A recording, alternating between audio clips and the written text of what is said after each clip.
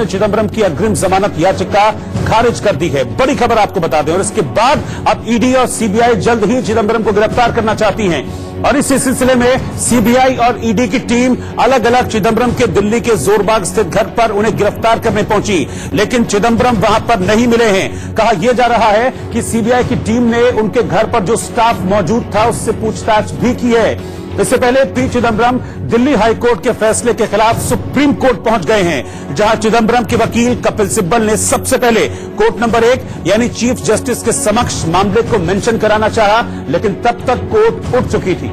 इसके बाद Kapil Sibal joint registrar के पास गए हैं, लेकिन वहीं दूसरी ओर ईडी और सीबीआई की कार्रवाई भी जारी है। आपको बता दें कि पहले सीबीआई की टीम पहुंची थी पी चिदंबरम के घर पर, वहां चिदंबरम नहीं मिले, तो जो स्टाफ चिदंबरम का मौजूद था उस स्टाफ से सीबीआई की टीम ने कुछ सवाल जवाब किए हैं और शाम होते होते ईडी की टीम भी चिदंबरम के घर पर पहुंची है और माना यह जा रहा है कि अब पी चिदंबरम के ऊपर गिरफ्तारी की तलवार लटक रही है।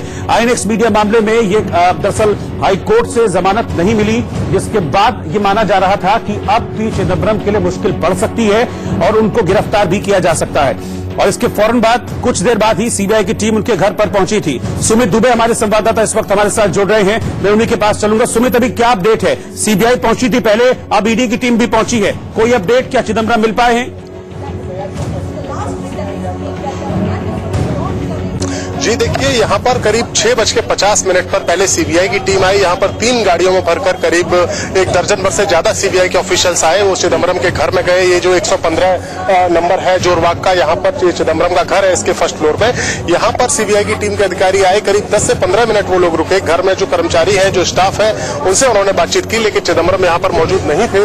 उसके बाद सीबीआई की टीम यहाँ से चली गई। सीबीआई की टीम के जाने के कुछ देर बाद यहाँ पर फिर अब एनफोर्समेंट डायरेक्टरेट यानी ईडी की टीम यहाँ पर आई है और वो टीम, उस टीम के अधिकारी अभी भी इस घर के भीतर है। जाहिर सी बात है वो ईडी के ऑफिशियल्स भी इस वक्त पूछताछ कर रहे होंगे जो उनके घर का स्टाफ है उनसे, चिदंबरम के वेयरअबाउट्स के बारे में, उनकी कहां पर चिदंबरम हो सकते हैं इसके बारे में। लेकिन एक आइडिया यहां से लगाया जा सकता है, एक संदेश, एक इंप्रेशन यहां पर मिल रहा है कि जिस तरीके से ईडी और सीबीआई दोनों ही की टीमें एक्टिव है, लगता है कि चिदंबरम को गिरफ्तार करने की पूरी तैयारी है। बिल्कुल, तो गिरफ्तारी की तलवार लटक रही है पी चिदंबरम के ऊपर। आप बने रहिएगा सुमित, आगे कोई भी अपडेट होगा तो आप हमको जरूर दीजिएगा। फिलहाल इस वक्त इस जानकारी के लिए बहुत बहुत शुक्रिया आपका।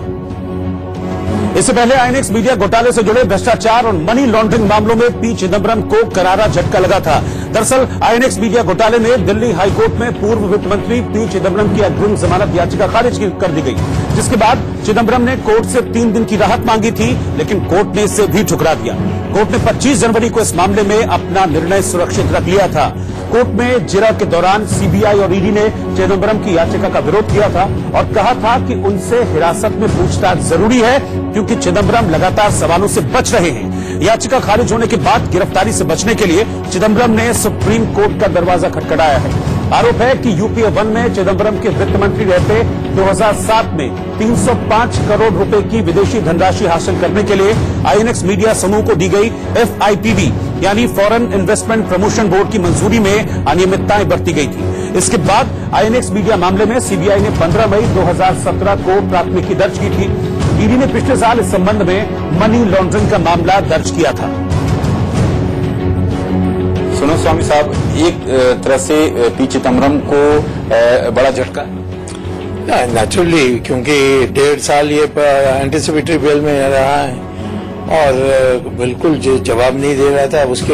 उसके नाम पर तो मेरे ख्याल में जो फाइल्स हैं वो तो 20 केसेस हैं। उसमें ये INX, Air India purchase, Aircel Maxis, Air Asia, अनेक हैं जहाँ ये आरोपी है और इसका पूछताछ में वो अहंकार के साथ बैठकर जैसे सोचता था कि वो रूलिंग पार्टी का मेंबर है और ऑफिसर्स को थ्रेटन करता था। तो इस प्रकार से करके करते तंग आ गए हमारे ऑफिसर्स और उन्होंने फिर उसकी बेल कैंसिलेशन मांगी, वो जो आज मानी गई। मध्य प्रदेश की राजधानी भोपाल में 2 लोगों की जान उस वक्त खतरे में पड़ गई जब भारी बारिश के बाद केरवा डैम के 2 गेट खोल दिए गए। हालांकि रेस्क्यू टीम ने इन दोनों लड़कों को ऐन वक्त पर बचा लिया। मध्य प्रदेश में तेज बारिश की वजह से नदियों के साथ डैम का जलस्तर भी बढ़ गया है, जिसके बाद भोपाल के केरवा डैम के गेट खोलने पड़े, लेकिन इसी वजह से 2 लड़कों की जान मुश्किल में फंस गई।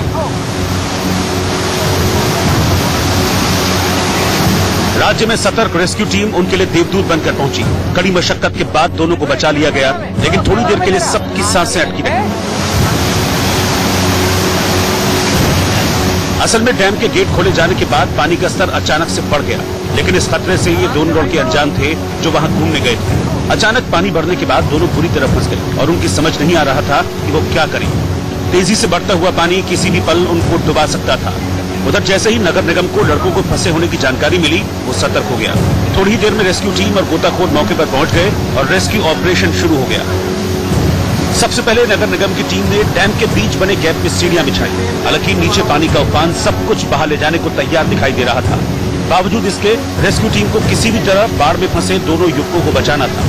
टीम के दोनों गोताखोर लाइफ जैकेट के साथ अपनी बिछाई सीढ़ियों के जरिए एक एक कर दूसरे किनारे पहुंचे। इसके बाद दोनों लड़कों को वहां से निकालने की तैयारी शुरू हुई। गोताखोरों ने सबसे पहले दोनों युवकों को लाइफ जैकेट पहनाई और उनके कमर में रस्सी बांधकर उन्हें सीढ़ियों के जरिए दूसरे किनारे पर जाने को कहा। दूसरी तरफ निगम की पूरी टीम तैनात थी। सीढ़ी छोटी थी और नीचे पानी का बहाव तेज था, इसीलिए एक एक करके ही लोग सीढ़ी के जरिए दूसरे किनारे पर जा सकते थे। वापसी का सफर शुरू हुआ, लेकिन पानी का रौद्र रूप देखकर सभी डर रहे थे। जरा सी चूक जिंदगी पर भारी पड़ सकती थी। लेकिन एक युवक धीरे धीरे सीढ़ियों के सहारे दूसरे किनारे पर पहुंच गया और किनारे खड़े लोगों की जान में जान आई। फिर उसी तरह दूसरे युवक को भी किनारे पर भेजा गया।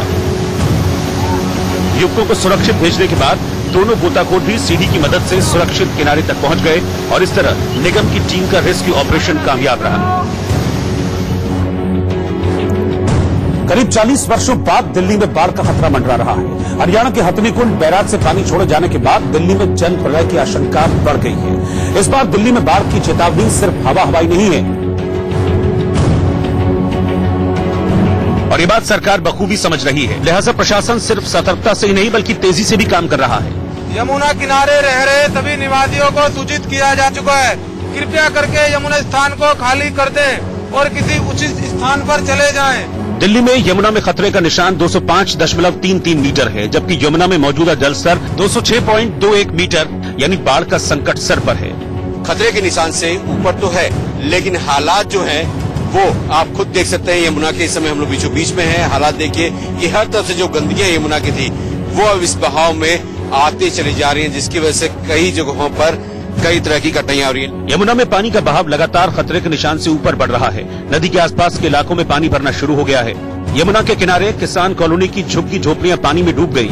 लोग अपना सामान लेकर कैंपों में रहने चले गए। यमुना नदी के करीब हाथी गेट इलाके में बाढ़ का असर दिखाई देने लगा है। यमुना का पानी तेजी से आगे बढ़ रहा है और संकट हर पल गहरा होता जा रहा है। यमुना के किनारे निगमबोध घाट में पानी भर गया। घाट पानी में डूबे हुए हैं और हालात ऐसे ही रहे तो ये पूरा इलाका जल्द ही जलमग्न हो सकता है। सारे के सारे ऊपर की तरफ शिफ्ट करवा लिए गए। हमारे जो अभी टेंट्स लगे हुए हैं दिल्ली प्रशासन की तरफ से, वो मेन रोड के ऊपर लगे हुए हैं। पैगोडा स्टाइल के टेंट है, लेकिन क्योंकि इनको ये कन्वीनियंस ज्यादा रहता है कि यहीं पर ही रहें, तो ये जनरली लोग शिफ्ट करते नहीं है। तो हमारी कोशिश ये भी है कि 2-4 टेंट या 10 टेंट जितने भी हो सकता है हम यहाँ पर भी लगाएं। यमुना के ऊपर बने लोहे के पुल पर आवागमन पहले ही बंद किया जा चुका है। अधिकारियों की नजर हर पल इस इलाके में यमुना के बढ़ते जलस्तर पर है। दिल्ली में यमुना खतरे के निशान से ऊपर है। अगर कहें तो अब यमुना अपने चरम पर है। धीरे धीरे अब ये अपने क्रॉस लाइन को भी ऊपर क्रॉस करते नजर आ रही है। इस समय हम लोहे की पुलिया के पास में हैं। पहले आपको नजारा दिखाया यमुना का। लगातार तेजी से जो पानी हरियाणा हथनीकुंड से आता जा रहा है और लगातार यमुना में बढ़ता साफ नजर आ रहा है। हालात देखकर सरकार और प्रशासन दोनों सतर्क हैं। लोगों को हर संभव सहायता मुहैया कराई जा रही है। लोगों को महफूज ठिकानों पर भेजा जा रहा है। कोशिश ये है कि अगर यमुना रौद्र रूप धारण करती है तो जान माल का नुकसान न हो। सभी लोगों को इवैक्यूएट कर दिया गया है और ऐसी कोई चीज जो चिंताजनक हो ऐसी कोई चीज नहीं है। और लगातार हम भी मॉनिटर कर रहे हैं तमाम जितने भी डिपार्टमेंट के अधिकारी हैं। It's a combined effort. सरकार की तैयारी पूरी है, लेकिन हरियाणा से आ रहा पानी दिल्ली के लिए बड़े संकट की वजह बन सकता है, क्योंकि हरियाणा के हथनीकुंड बैराज से रविवार को 8 लाख क्यूसेक पानी छोड़ा गया। इसके बाद दिल्ली के निचले इलाकों में बाढ़ का खतरा बढ़ गया है।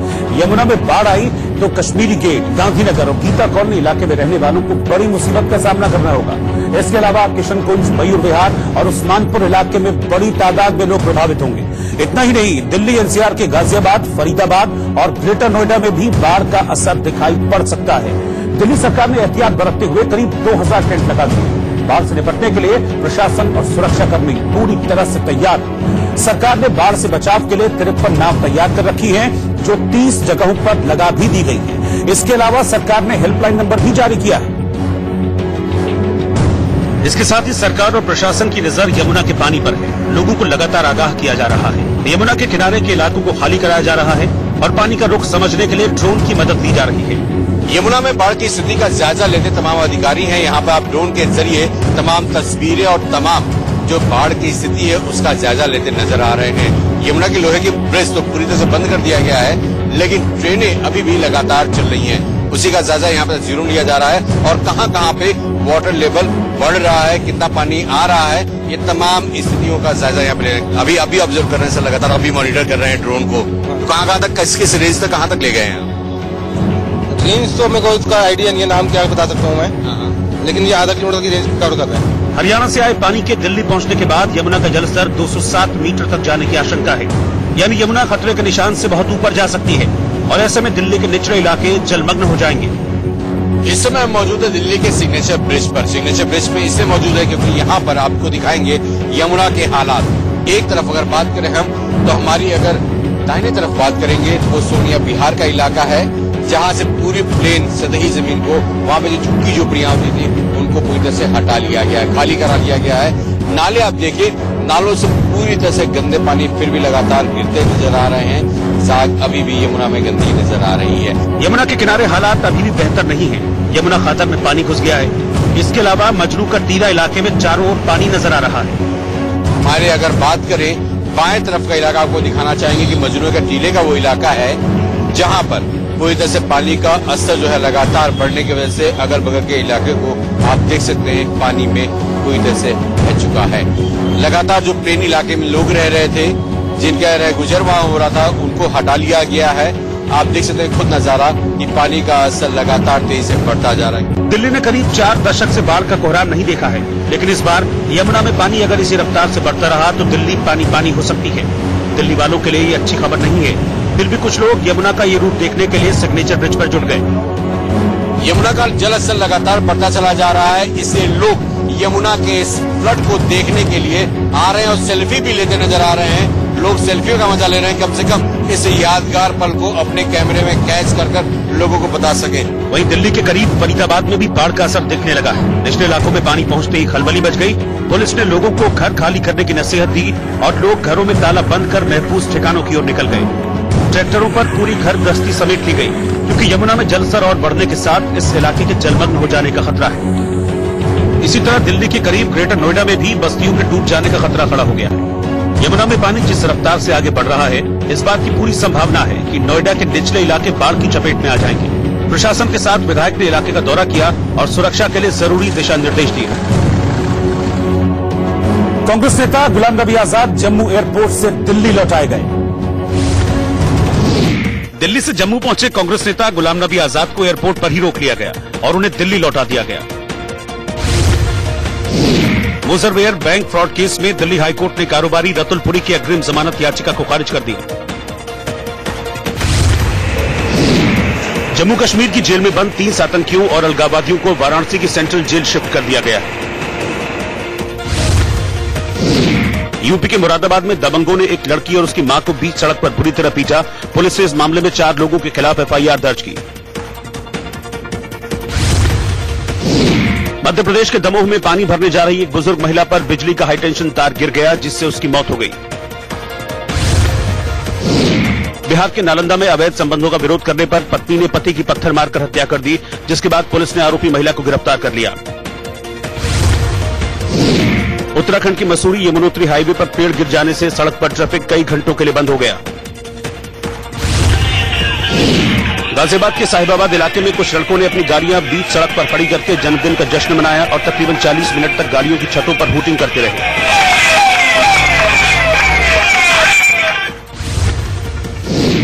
हथनीकुंड बैराज से पानी छोड़े जाने के बाद ग्रेटर नोएडा के आसपास के गांव में पानी भर गया, जिसके बाद इलाके के विधायक ने खुद ट्रैक्टर चलाकर गांव का दौरा किया। नोएडा के कोऑपरेटिव बैंक में 1 किलो सोना चोरी जाने की खबर से हड़कंप मच गया, जबकि इस मामले में पुलिस ने 3 लोगों के खिलाफ एफआईआर दर्ज की है। छत्तीसगढ़ की कोरिया में खदान का हिस्सा गिरने से उसमें काम कर रहे 2 मजदूरों की मौत हो गई।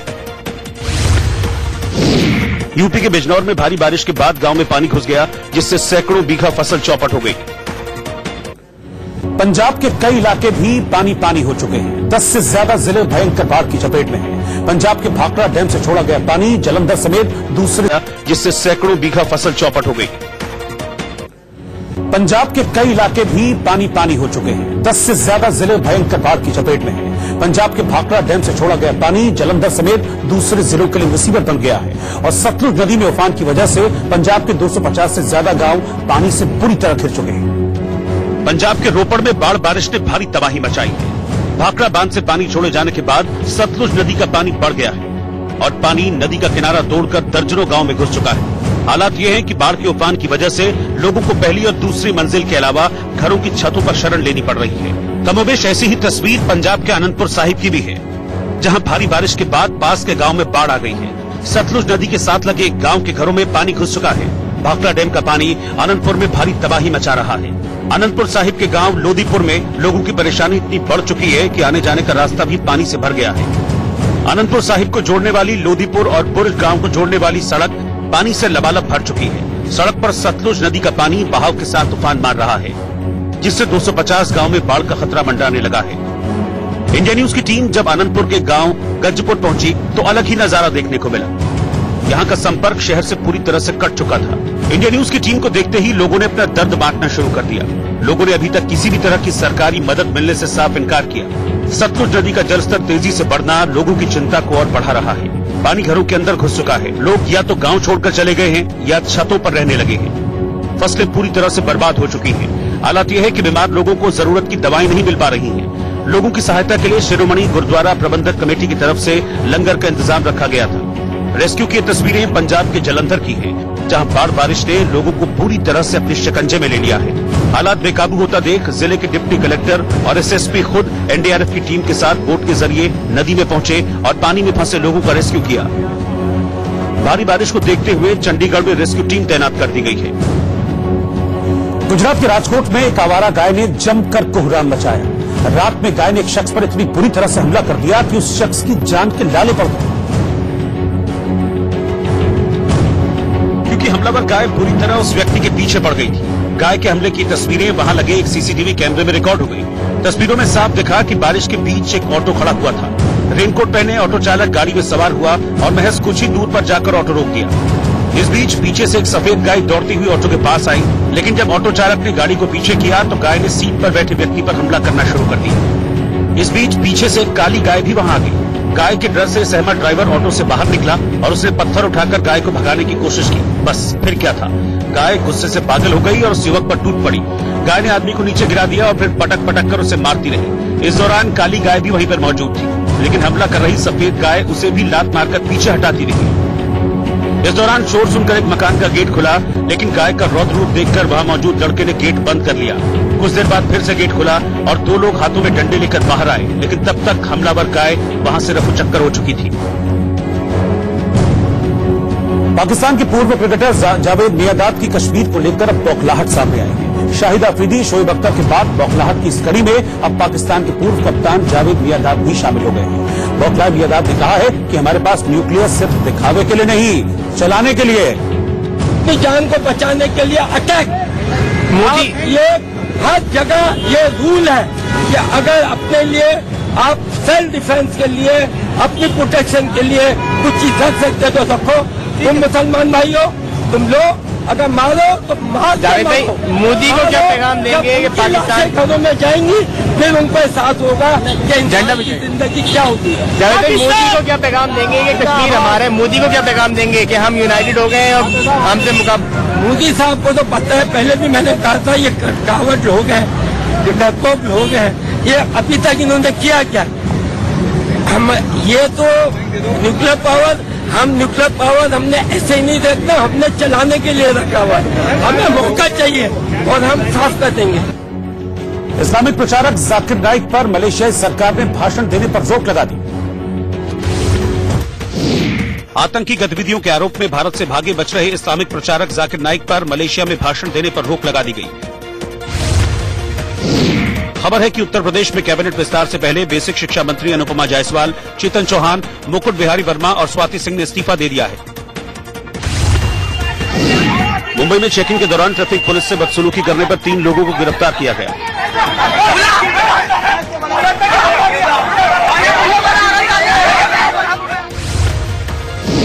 यूपी के भदोही में त्योहारों के बाद ट्रेनों में भीड़ बढ़ गई है। आलम यह है कि ट्रेन के शौचालय तक में मुसाफिरों को बैठना पड़ रहा है। देहरादून में संस्कृत महाविद्यालय के छात्रों ने संस्कृत सप्ताह के समापन पर भव्य शोभा यात्रा निकाली, जिसमें 250 से ज्यादा छात्रों और शिक्षकों ने हिस्सा लिया।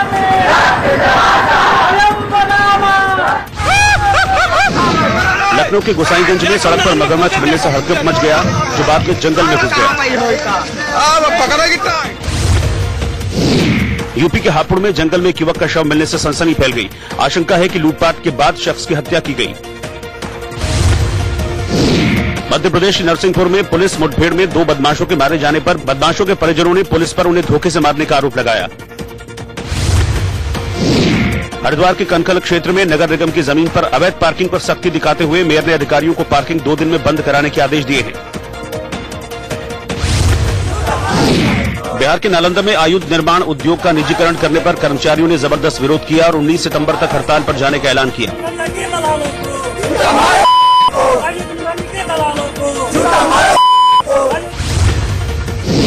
राजस्थान के सिरोही में पाकिस्तान के 4 ISI एजेंटों की भारत में घुसने की सूचना पर पुलिस ने हाई अलर्ट जारी किया।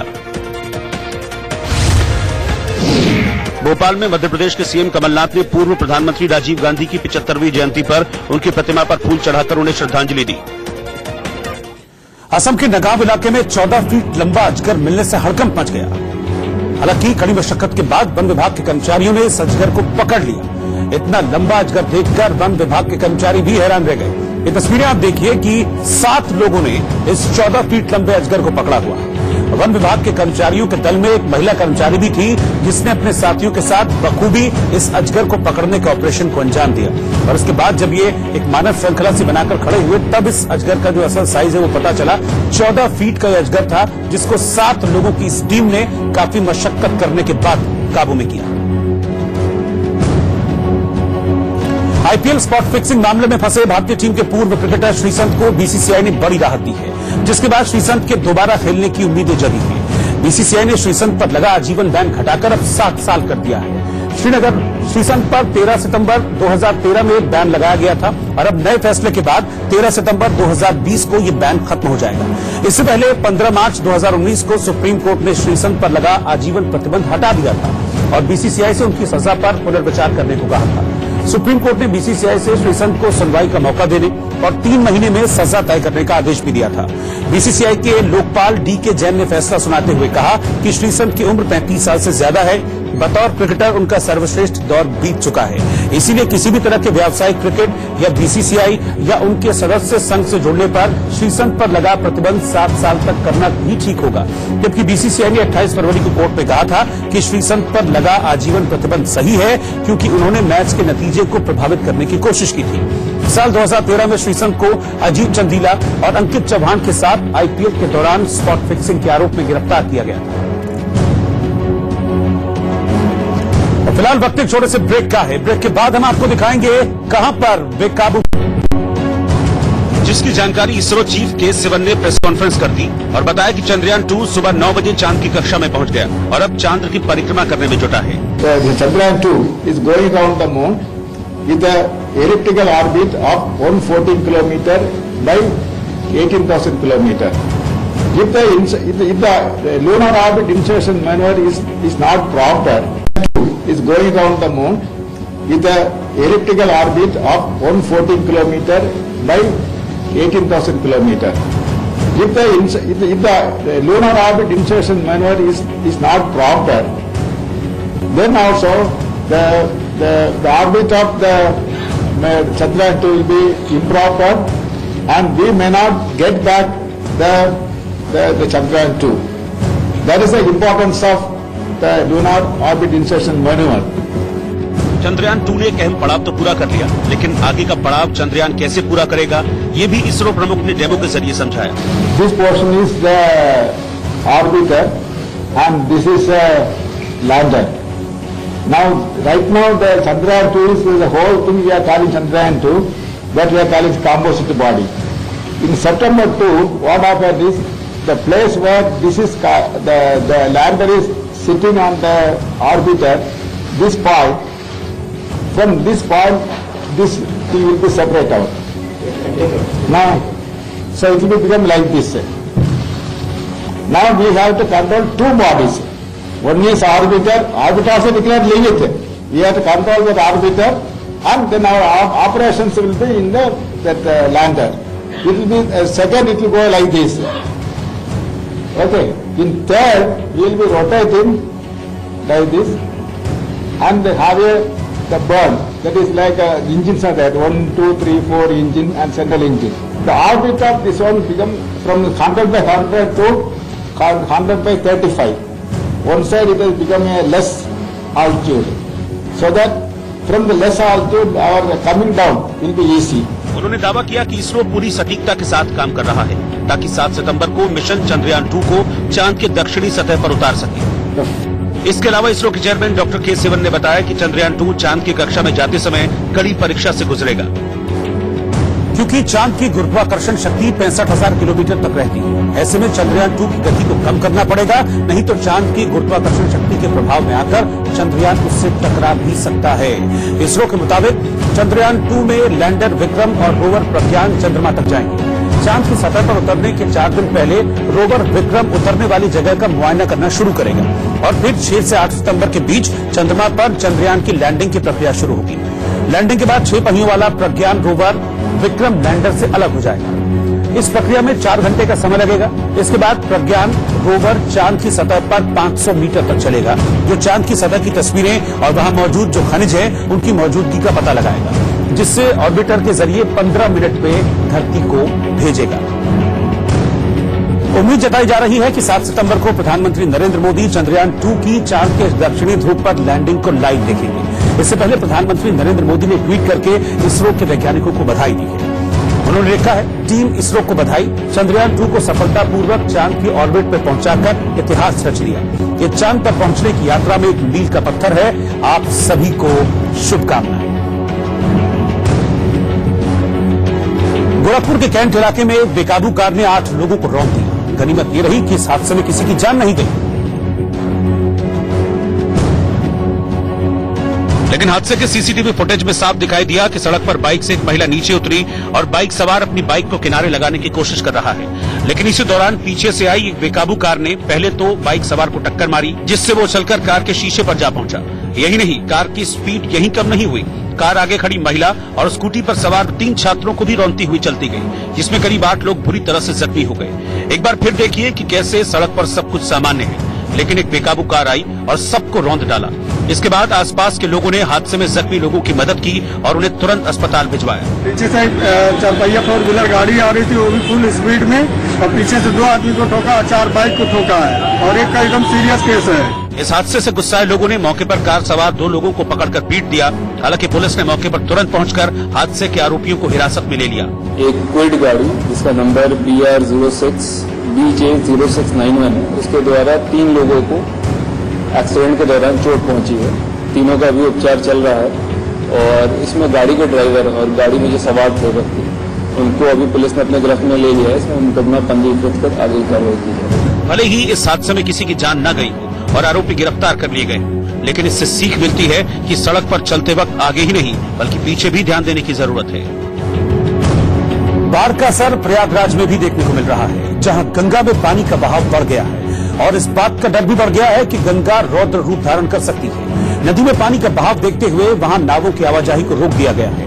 पानी घाट तक चला आया है और संकट ये है कि शहर के निचले इलाके में भी घुटनों तक पानी जमा हो गया है। घरों और दुकानों में पानी नजर आया, दुकानें बंद करनी पड़ी और सड़कों पर चलना अब आसान नहीं रह गया है। ये जो तस्वीरें आप अपने टेलीविजन स्क्रीन पर देख पा रहे हैं, ये प्रयागराज की तस्वीरें हैं, जहां पर इस वक्त गंगा अपने रौद्र रूप में है। और ऐसी ही तस्वीरें वाराणसी की आप देख पा रहे हैं टेलीविजन स्क्रीन पर, जहां गंगा के किनारे बने कुछ मंदिर पानी में डूब गए हैं। हालांकि मंदिरों का शिखर अभी सही सलामत है, लेकिन घाट पूरी तरह से जलमग्न है। गंगा में जल स्तर बढ़ गया है और इसकी वजह से वाराणसी के कुछ इलाकों में बाढ़ जैसे हालात हैं। पानी अगर और बढ़ता है तो न सिर्फ घाट बल्कि उसके आसपास के इलाके भी जलमग्न हो जाएंगे। ऐसे में एहतियातन घाटों पर लोगों की आवाजाही कम हो गई है।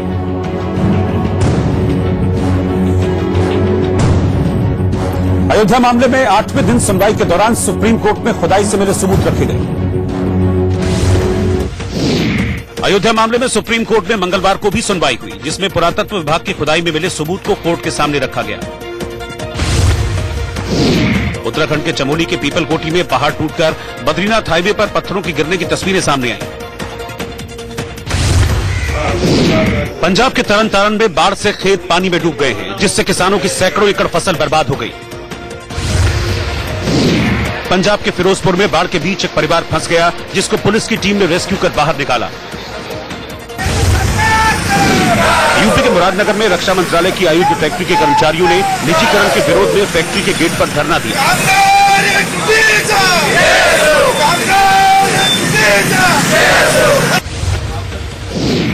गुजरात के गांधीनगर के एक फार्म हाउस में रेव पार्टी की सूचना मिलने पर पुलिस ने छापेमारी की, जिसके बाद पुलिस ने वहां से 9 लड़के लड़कियों को गिरफ्तार किया है। मध्य प्रदेश के रायसेन जिले के पास बेतवा नदी में नहाते वक्त बहे 2 युवकों के शव बरामद कर लिए गए हैं। ग्रेटर नोएडा में मामूली कहासुनी के बाद एक शख्स ने अपने दोस्त को शराब पिलाई और फिर उसकी हत्या कर दी। एक दूसरे के जानने वाले हैं, वो दोनों बैठ करके कुछ खा पी रहे थे। इसी बीच में संभवतः कुछ लाने ले जाने को लेकर विवाद हुआ और एक ने दूसरे के ऊपर लाठी डंडों से अटैक कर दिया। वो घायल हुआ, उसके बाद उसकी मौके पर ही मृत्यु हो गई। ग्रेटर नोएडा के बिसरख इलाके में बाइक सवार 2 बदमाशों ने एक युवक से चेन लूटने की कोशिश की, लेकिन नाकाम होने पर फरार हो गए। अभिनेता अक्षय कुमार की नई फिल्म पृथ्वीराज के आने से पहले ही कर्नल सेना ने धमकी दी है कि अगर फिल्म में इतिहास से छेड़छाड़ की गई तो वो उसका विरोध करेंगे। हमारे जो भी इतिहासकार हैं उनसे हम लोग आपकी बात करवाना चाहते हैं। ये स्क्रिप्ट क्या है उसके बारे में नहीं, तो सीधा सीधा आपको भी है कि हम फिल्म न तो बनने देंगे न चलने देंगे। ये कर्नल सेना का सीधा सीधा आपको एक संदेश मान लीजिए, चाहे उसको कुछ भी मान लीजिए। यूपी के बिजनौर में कर्ज नहीं चुका पाने पर एक डॉक्टर के परिवार ने जहर खा लिया, जिसके बाद परिवार के सभी सदस्यों को नाजुक हालत में अस्पताल में भर्ती कराया गया। मध्य प्रदेश के बैतूल में पूर्व प्रधानमंत्री राजीव गांधी की जयंती पर हुई सद्भावना दौड़ में प्रशासन ने सैकड़ों बच्चों से सड़क पर नंगे पैर दौड़ लगवाई। सुप्रीम कोर्ट में अयोध्या मामले में 8वें दिन सुनवाई शुरू हुई। इस दौरान रामलला विराजमान के वकील CS वैद्यनाथन ने दलील पेश करते हुए कहा कि विवादित जमीन पर मस्जिद बनाने के मंदिर को ढहाया गया था। इससे पहले जस्टिस चंद्रचूड़ ने पूछा कि विवादित ढांचे में बैरिकेडिंग कब की गई और क्यों की गई, जिसके जवाब में रामलला विराजमान के वकील ने कहा कि 1864 से 1875 के बीच जब विवाद बढ़ा तब बैरिकेडिंग कर अलग परिसर बनाए गए। रामलला विराजमान के वकील ने गवाहों का बयान पेश किया, जिसमें कहा गया कि सिंहद्वार, राम चबूतरा, 3 गुंबद मुख्य मंदिर का गर्भगृह था। हनुमान द्वार पर वराह की आकृति थी। कसौटी पत्थर के खंभों पर प्राचीन हिंदू मंदिरों में सुलभ आकृतियां खुदी हुई थी और 1934 से 1949 तक मुस्लिम इस जगह पर नहीं आते थे। इस पर जस्टिस बोबड़े ने कहा कि मुस्लिम गवाहों ने भी तो गवाही दी होंगी, आप हमें वो भी बताएं। इस पर रामलला विराजमान के वकील ने कहा कि फैजाबाद के एक मुस्लिम ने कोर्ट को बताया था कि उसके मोहल्ले के मुस्लिम भी रोजाना नमाज पढ़ते थे, लेकिन ये नहीं पता कि कहां पढ़ते थे और कितनी बार पढ़ते थे। हाँ, शुक्रवार को मस्जिद में नमाज के लिए जाते थे। 1834 से उसका परिवार वहां पर है, लेकिन किसी को भी विवादित जगह नमाज पढ़ते नहीं देखा। एक और गवाह ने कहा कि राम जन्मभूमि के आसपास कई मंदिर थे, लेकिन कितने थे ये नहीं पता। मुख्य मंदिर को हिंदू राम जन्मभूमि मंदिर कहते हैं तो मुस्लिम बाबरी मस्जिद, लेकिन लोग जन्मस्थान मंदिर के नाम से बोलते रहे हैं। मंदिर के पूर्वी मुख्य द्वार और उसके अंदर काले कसौटी पत्थर के 16 खंभे थे, जिन पर देवी देवताओं की आकृतियां अंकित थी। यही वजह है कि विवाद के बावजूद वहां मुस्लिम नमाज अदा नहीं करते थे। मुस्लिम गवाह ने कहा कि पंचकोसी परिक्रमा इसी विवादित स्थल के चारों ओर होती है ही है और ये सदियों से लोग कर रहे हैं और मैं बचपन से ये देखता आ रहा हूं। एक और गवाह के मुताबिक सीता रसोई की जगह चूल्हा, चौका और बेलन थे। उन्होंने कहा कि मुझे नहीं पता कि वो किसने बनाए। सुप्रीम कोर्ट के आदेश की धज्जियां उड़ाते हुए यूपी के सैफई की मेडिकल यूनिवर्सिटी में खुलेआम न सिर्फ रैगिंग की गई, बल्कि रैगिंग के नाम पर दरिंदगी की गई। दरिंदगी भी ऐसी कि सीनियर छात्रों ने MBBS फर्स्ट ईयर के 150 जूनियर छात्रों के सिर मुंडवा दिए और सड़क पर झुककर उन्हें सलाम करने को कहा। सीनियर छात्रों का कहर यहीं पर नहीं रुका, जूनियर छात्रों को लाइन में खड़ा कर पूरे कैंपस के उसे चक्कर लगवाए गए। ये घटना दिन दहाड़े कैंपस में हुई जब कॉलेज के सभी छात्र और शिक्षक मौजूद थे, लेकिन ये सब के सब देखते रहे, तमाशबीन बने रहे।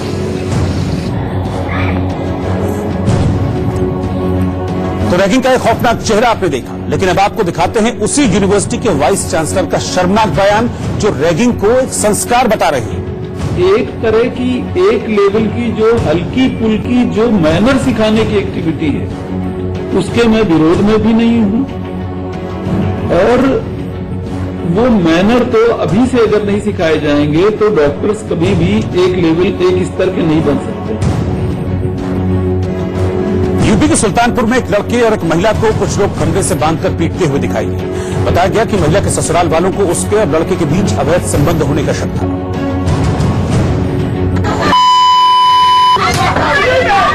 इसी वजह से जैसे ही वो लड़का महिला से मिलने आया, वैसे ही ससुराल वालों ने उसको बंधक बना लिया और दोनों को घर के बाहर लगे खंभे में रस्सी से बांधकर लाठी डंडों से पीटने लगे।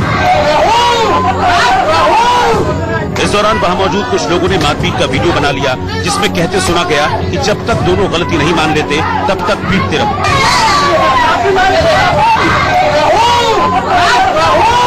बताया गया कि इससे पहले भी इस लड़के को लेकर महिला और उसके पति के बीच विवाद हो चुका था और उस वक्त भी शक की वजह से पति ने महिला की बुरी तरह से पिटाई की थी। लेकिन जब मारपीट का वीडियो वायरल हुआ तो मामले ने तूल पकड़ लिया और पुलिस ने पीड़ित लड़के की तहरीर पर केस दर्ज कर आरोपियों को गिरफ्तार कर लिया। बातचीत करेंगे और इसी आरोप पे उसको क्यों बात की, उसको मारा पीटे थे उसकी चाची तो उस मारपीट की जब सूचना उसका फोटो में बना ली थी, वीडियो बना ली थी, सूचना पुलिस को मिली थी, स्थानीय पुलिस ने सभी लोग मारपीट करने वाले थे, सभी के खिलाफ कार्रवाई की थी। बताया गया कि मारपीट का मामला 9 अगस्त का है, जिसके बाद पीड़ित महिला को पुलिस ने मजिस्ट्रेट के सामने पेश किया, जहां महिला ने अपने ससुराल में रहने से मना कर दिया, जिस पर पीड़िता को नारी निकेतन भेज दिया गया। आंध्र प्रदेश के विशाखापट्टनम के आदिवासी इलाके में स्थित एक स्कूल में एक टीचर घोड़े पर बैठकर बच्चों को पढ़ाने जाते हैं। वेंकट रमन ने 2 महीने पहले स्कूल में रोजाना पढ़ाना शुरू किया। वेंकट को इस गांव तक पहुंचने के लिए करीब 20 किलोमीटर की दुर्गम यात्रा करनी पड़ती है। इस गांव तक कोई सड़क नहीं है, जिसकी वजह से वेंकट को घोड़े पर जाना पड़ता है। रास्ता ऊबड़ खाबड़ और पहाड़ी है, जिसकी वजह से वेंकट ने स्कूल तक पहुंचने के लिए ये तरीका अपनाया। वेंकट रमन की लगन को देखते हुए गांव वालों ने उन्हें घोड़ा गिफ्ट में दे दिया है।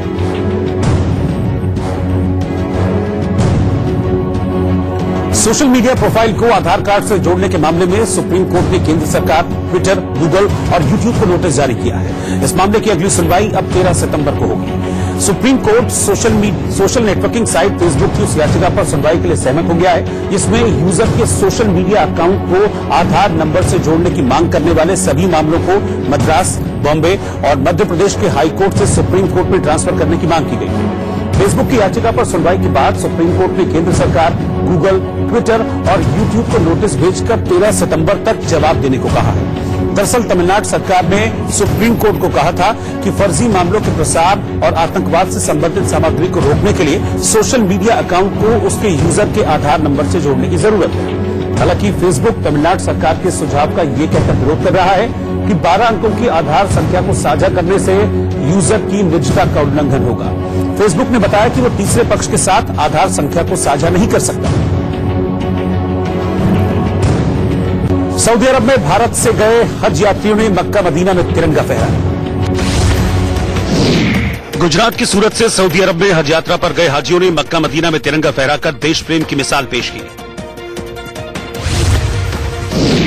हिमाचल प्रदेश के मंत्री रामलाल मारकंडा को हेलीकॉप्टर से रेस्क्यू किया गया। वो 3 दिनों से लाहौल स्पीति में भूस्खलन के कारण फंस गए थे। मुंबई की एक अदालत ने होटल व्यवसायी बीआर शेट्टी की हत्या की कोशिश के मामले में छोटा राजन सहित 6 आरोपियों को दोषी करार दिया। 3 दिनों से लाहौल स्पीति में भूस्खलन के कारण फंस गए थे। मुंबई की एक अदालत ने होटल व्यवसायी बीआर शेट्टी की हत्या की कोशिश के मामले में छोटा राजन सहित 6 आरोपियों को दोषी करार दिया। गुजरात में 4 आतंकियों के घुसने की सूचना के बाद राजस्थान समेत 3 राज्यों की सीमाओं को सील कर दिया गया। महाराष्ट्र नवनिर्माण सेना के अध्यक्ष राज ठाकरे को ईडी का नोटिस मिलने के बाद राज ठाकरे ने 22 तारीख को कार्यकर्ताओं से शांति बनाए रखने की अपील की है। यूपी में योगी आदित्यनाथ मंत्रिमंडल का पहला विस्तार 21 अगस्त को होगा। पाकिस्तान ने एक बार फिर जम्मू कश्मीर के पुंछ में सीज फायर का उल्लंघन किया, जिसमें भारतीय सेना का एक जवान शहीद हो गया। मध्य प्रदेश के मैहर स्थित विवेकानंद कॉलेज में पढ़ने वाली एक छात्रा के साथ एक युवक पर कॉलेज परिसर में छेड़खानी का आरोप लगा और उसने जान से मारने की धमकी भी दी। पूर्व प्रधानमंत्री राजीव गांधी की 75वीं जयंती पर देश ने उनको याद किया और दिल्ली में उनके समाधि स्थल वीर भूमि पर उनको श्रद्धांजलि दी गई। राजीव गांधी का जन्म 20 अगस्त 1944 को हुआ था। उनको श्रद्धांजलि देने कांग्रेस की अंतरिम अध्यक्ष सोनिया गांधी, पूर्व अध्यक्ष राहुल गांधी और उनकी बहन प्रियंका गांधी पहुंची। इसके अलावा कांग्रेस के तमाम दिग्गज नेताओं ने राजीव गांधी की समाधि पर फूल चढ़ाए। पूर्व प्रधानमंत्री मनमोहन सिंह के अलावा गुलाम नबी आजाद और पी चिदम्बरम भी पहुंचे। कांग्रेस राजीव गांधी की जयंती वाले दिन को सद्भावना दिवस के रूप में मनाती है।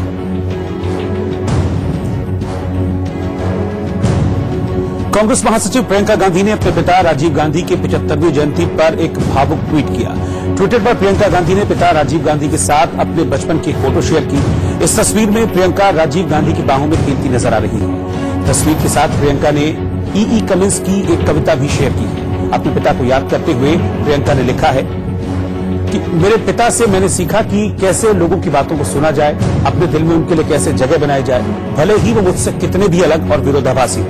मैंने उनसे सीखा है कि कैसे हंसते रहना और चलते रहना है, भले ही रास्ता कितना भी कठिन हो। मशहूर संगीतकार खयाम के निधन से न सिर्फ फिल्म इंडस्ट्री बल्कि पूरा देश शोक में है। 90 साल की उम्र में दिल का दौरा पड़ने से मोहम्मद जहूर खयाम का मुंबई में निधन हो गया। खयाम साहब हमारे बीच में नहीं है, लेकिन उनकी बनाई धुनें हमेशा लोगों के दिलों में जिंदा रहेंगी। क्योंकि खयाम उन गिने चुने संगीतकारों में रहे जिन्होंने फिल्मी संगीत को भारतीय पहचान दी। काम बेशक कम किया, लेकिन जो भी रचा वो बेमिसाल हो गया। वो संगीत की ऐसी विरासत छोड़ गए जिस पर आने वाली पीढ़ियां भी नाज करेंगी, ठीक उसी तरह जैसे पुरानी पीढ़ी ने उसे कई दशक पहले गुनगुनाया था।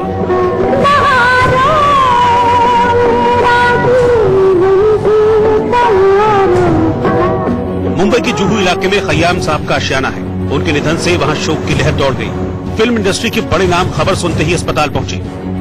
एक आदमी जिन्होंने इंडस्ट्री में, संगीत की दुनिया में बहुत भरसक योगदान दिया, ऐसा योगदान जो कभी भुलाया नहीं जा सकता। खयाम कई महीनों से बीमार थे और उन्हें इलाज के लिए अस्पताल में भर्ती कराया गया था, लेकिन आखिरकार जिंदगी ने साथ छोड़ दिया।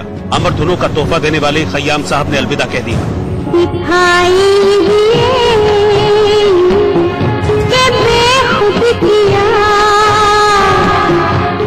खयाम साहब की संगीत यात्रा उस दौर में शुरू हुई जब फिल्म इंडस्ट्री पर नौशाद और शंकर जयकिशन और मदन मोहन जैसे संगीतकारों का दबदबा था, लेकिन अपने अलग अंदाज के कारण उन्होंने अपनी अलग पहचान बनाई।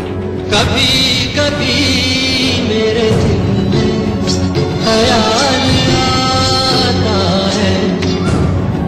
खयाम साहब ने अपनी धुनों को शास्त्रीय संगीत का लिबास दिया, उन्हें भारतीयता दी और सबसे बड़ी बात ये कि उन्हें दर्द में पिरो दिया। वो पिक्चरें जो एक दिन नहीं चली थी, उसके भी गाने आज लोगों को 40 साल और 50 साल बाद याद है। और बहुत खूबसूरत मेलोडी और दिल से निकली हुई धुनें होती थी उनकी। वहीं उनकी धुनों में रोमानियत भी निखर कर आई। फिल्म उमराव जान ने सिंगर आशा भोसले को नई पहचान दिलाई, तो रजिया सुल्तान ने लता मंगेशकर के एक अलग अंदाज से परिचय कराया।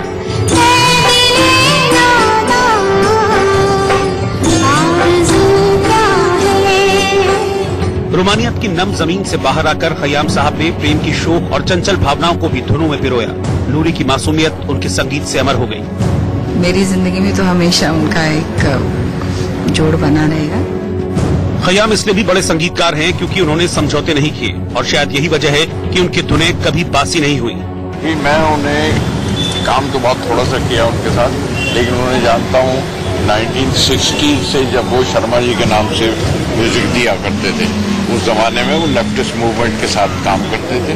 महान धुनों के रचयिता खयाम साहब भले ही साथ छोड़ गए, लेकिन उनकी यादें शानदार गीतों की शक्ल में संगीत प्रेमियों के साथ हमेशा रहेंगी। और इसी के साथ आंख कान खोल के में आज बस इतना ही। बाकी की खबरों के लिए आप लगातार देखते रहिए इंडिया न्यूज। नमस्कार।